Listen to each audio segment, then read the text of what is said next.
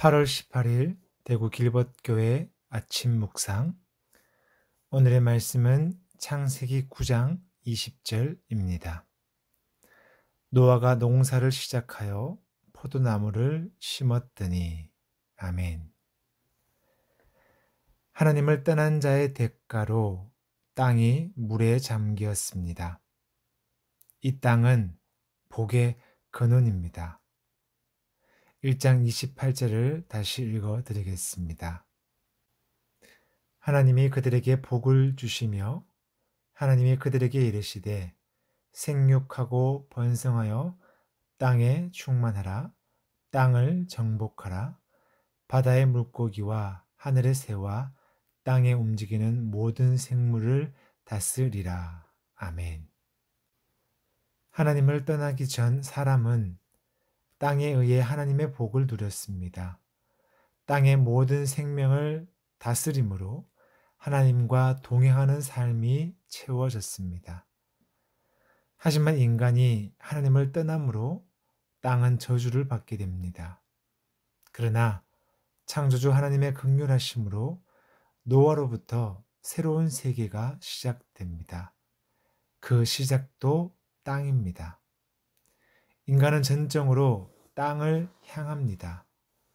오늘 노아도 땅, 곧 경작지를 만들었습니다. 그리고 그곳에 포도나무를 심었습니다. 노아는 농부가 되었습니다.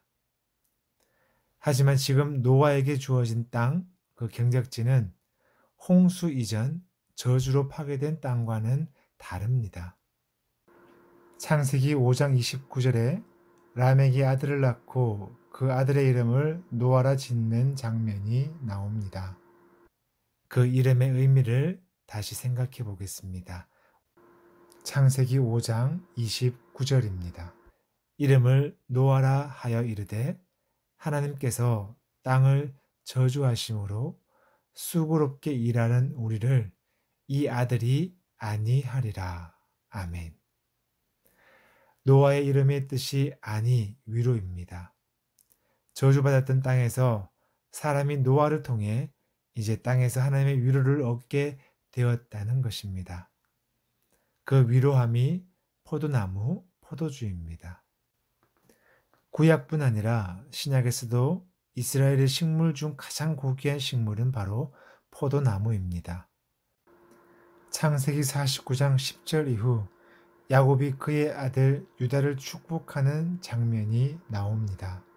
49장 11절을 읽어드리겠습니다. 그의 나귀를 포도나무에 매며 그의 암나귀 새끼를 아름다운 포도나무에 맬 것이며 또 그 옷을 포도주에 빨며 그의 복장을 포도즙에 빨리로다. 아멘. 이스라엘인에게 있어 포도나무는 고귀하며 평화의 심이며 큰 기쁨이며 메시아적 동경입니다. 바로 그 포도나무, 포도주가 노아에게서 시작되었습니다. 노아를 통해 저주받았던 그 땅에서 이제 사람들은 포도나무를 경작하는 곧 하나님의 위로함을 얻게 되었습니다. 노아도 처음으로 포도나무의 비밀을 알았을 것입니다.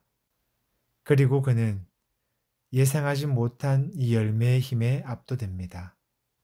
이 힘, 곧 술 취함을 그저 노아의 도덕적인 부분으로 판단해서는 안 됩니다.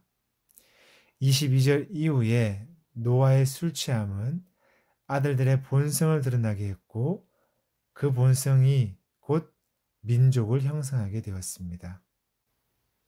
이후 펼쳐진 민족 인류가 노아의 아니함 곧 하나님의 위로에서 시작되었음을 생각해야 합니다.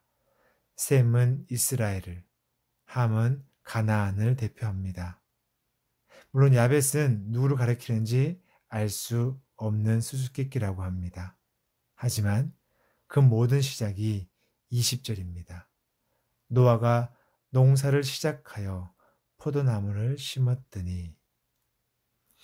하나님의 긍휼하심이 노아를 통해 이 땅에 심겨져 사람들이 하나님의 위로를 받게 되었고 하나님의 민족을 이루게 되었습니다. 하나님의 위로만이 우리에게 이 땅의 복을 누리게 합니다. 노아를 통해서 이 땅에 전해진 하나님의 위로가 먼저는 저와 여러분의 삶에 자리하여야 할 것입니다. 그리고 오늘 저와 여러분과 만나는 모든 이들에게, 그리고 우리를 통해 행해지는 모든 일들 속에 전달되었으면 좋겠습니다. 아멘. 기도드립니다. 하나님의 긍휼하심으로 우리는 다시 이 땅에 발을 딛고 살게 되었습니다. 그것도 감사한데 하나님의 위로하심으로 이 땅에서 하나님의 주시는 복을 누리며 살게 되었습니다. 하나님 감사합니다. 오늘도 내일도 그 다음 날도 누구를 만나며 무엇을 하든 우리에게 허락하신 그 하나님의 위로를 말하며 살겠습니다. 성령 하나님, 우리를 도와 주십시오. 예수 그리스도의 이름으로 기도드립니다. 아멘.